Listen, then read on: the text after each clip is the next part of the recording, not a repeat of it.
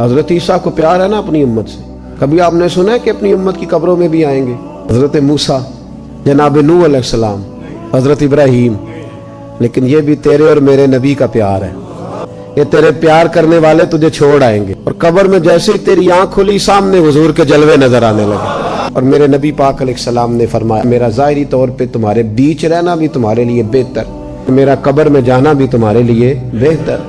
या रसूल अल्लाह, यहाँ रहना तो समझ में आता है, वहां भी बता दे। कभी किसी ज़ईफ रवायत में भी नहीं पढ़ा कि अम्मा कब्र में जाके बच्चों के लिए दुआ करेगी। लेकिन मेरे नबी पाक अलैहिस्सलाम ने फरमाया, मेरा जाना इसलिए बेहतर है कि मैं जब कब्र में पहुंचूंगा ना तो तुम्हारे अमाल मुझ पर पेश होंगे। अगर अच्छे होंगे तो मैं सजदा शुक्र अदा करूंगा, और अगर मुझे पता चला कि कब्र में के फलां के अमाल गलत है तो फरमाया मैं कब्र में भी उसकी बख्शिश की दुआएं मांगूंगा।